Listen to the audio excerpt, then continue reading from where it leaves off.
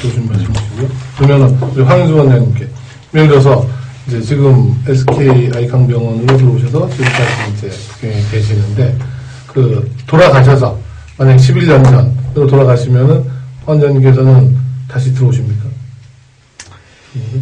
네, 제가 이제 중국에 온 거는 개인적인 뭐 이제 사연이 있어서 처음에 중국을 알게 돼서 오게 됐는데, 이제 우리 애들 교육이 이제 문제가 돼서, 미국은 현실적으로 우리가 갈 수가 없고, 중국으로 이제 가족이 같이 올 수가 있으니까 오기로 해서 이제 왔는데, 그 당시에도 한국에는 제가 이제 개업하고 있는 동안에 느끼기에 경쟁이 상당히 치열해져 간다는 느낌을 가졌어요. 저는 이제 개인적으로 주로 얼굴 뼈 수술을 전문적으로 했었거든요. 한국에 있을 때.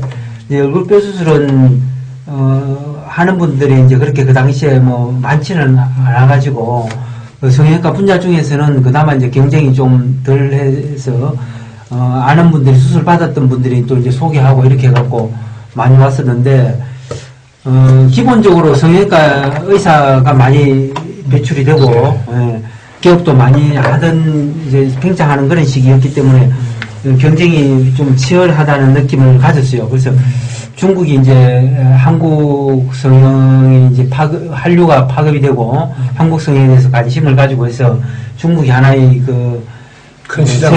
새로운 시장으로 또 오르는 것 같아서 기회의 국가다 싶어서 오게 됐어요. 근데 지금 11년 전으로 돌아간다 해도 사실 잘 온 것 같아요. 잘 온 것 같고. 저는 이제, 북경을 타켓으로 온 건 아니었어요. 사실 그때는 연태에 우리 한국의 그 몇 개 병원이 컨소시엄으로 해서 연태에 있는 그 병원이 이제 하나가 의뢰가 들어와서 우리가 같이 운영을 하려고 팀으로 안과, 이비인후과, 성형외과, 피부과, 정형외과 이렇게 해가지고 같이 공동으로 경영을 하려고 사실은 처음에 관심을 가지고 오게 됐어요. 그런데 연태가 이제 생각보다 시골에 하는 걸 가보니까 시골에 하는 걸 알고나 이게 성형외과는 할 수 없겠다 싶어서 제가 이제 처음에 발을 뺐어요. 그래서 제가 빠지니까 이제 나머지 분들도 계속 그냥 뭐 의지를 상실한 거죠. 다른 분들도 뭐 같이 안 하게 되어버렸어요. 그래서 그 프로젝트가 없어지고 저는 이제 중국을 그것 때문에 인연이 돼갖고 알게 되니까 중국도 할 만한 수는 있겠다. 그래서 차라리 큰 도시로 북경에 가서 하자. 성형외과는 역시 사람이 많은 곳이 유리하니까. 그래서 이제 북경을 오게 됐어요.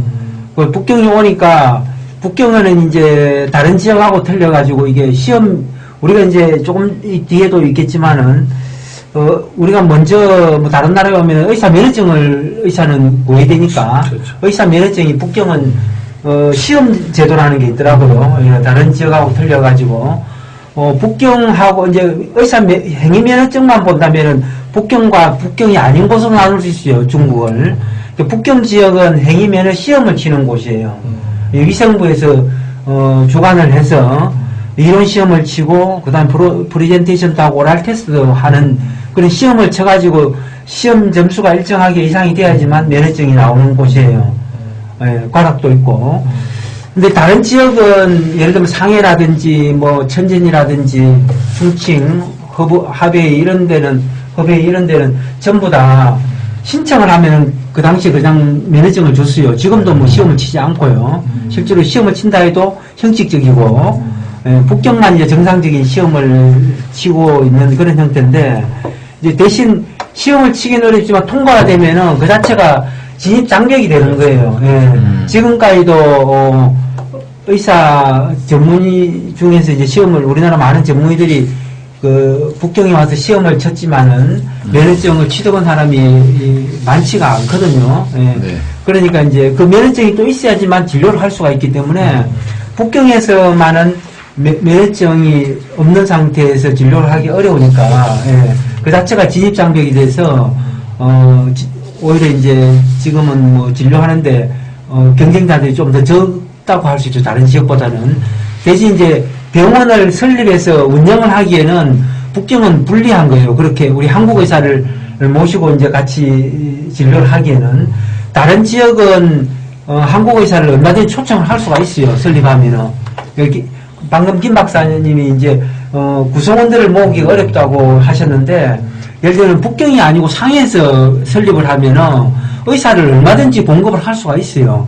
근데 북경만 이제 설립하고도 면허증이 잘 안 나오니까 이제 여기에서는 한국 의사를 모시고 진료를 하기는 어렵죠. 물론 중국 의사야 뭐 어느 지역이나 같은 상황이고 그런 부분이 다르고 또 이제 간호사는 취업증이 지금 현실적으로 아마 한 명도 못 받았을 것 같아요. 내가 들은 기억이 없거든요.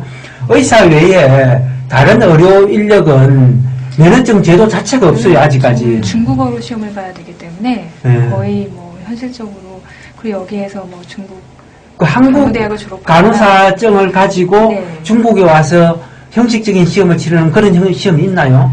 중국어로 시험을 봐야 된대요. 중국어 있긴 있는데. 있긴 있대요. 영어도 공용어로 쓰지 않고요? 영어는 이제 의사인 경우에는 이제 영어로 시험을 보는 거고 외국인 의사인 경우에는 영어나 네. 중국어나 선택할 수 있습니다. 예. 그렇죠. 그렇게 보는 건데 간호사는 중국어로 봐야 된대요. 그러니까 거의 뭐 저희들은 이제 그 행위면허 시험을 칠 때 먼저 이제 한국에서 전문의하고 뭐 의사 면허증 이런 면허증 있잖아요. 그다음에 무슨 어떤 진료하고 있는 개업하고 있으면 개업 그 병원이라든지 아니면 진료하고 있는 병원의 재직 증명서죠. 재직 증명서 이런 것들, 논문 이런 것들을 같이 서류에 첨부해가지고 내면서 이제 시험을 치게 되는데, 치는 시험이 우리는 그냥 전문의 시험하고 비슷했어요. 시험 칠 때. 여기 중국에서 치는 게. 잠깐만요. 우리 네. 일단 그건 조금 있다가 네. 저기 의료행위 준비 사항에서 다시 한번 말씀을 해주시면 좋을 것 같고요. 네. 제가 지금 드린 질문은 중국에서 한국인이 병원 설립 가능한가라고 해서 가능은 한데 이러이런 저런 이유로 그러니까 뭐 쉽지는 실질적으로 않다. 쉽지 않다라고 예. 하는 김성호 박사님의 말씀이 있으셔서 그래서 일단 그 11년, 10년 이상을 여기 현장에 계시다 보면은 네네. 이제 뭔가 이제 좀 그래도 경쟁력이 있을 만하다. 뭐 다시 뭐 병원을 내가 한번 설립을 한다라고 했을 때 그 가능성이 있겠냐라고 하는 부분을 이제 운영하기로 말씀을 드리고 여전히 어려움이 있다고 생각이 들어요. 예. 혼자 하기는 어렵고 이제 동업하는 형태로 이렇게 중국인과? 할 수밖에 없는 게 일단 중국에서 병원을 운영을 하면은 관의 입김이 굉장히 강하거든요.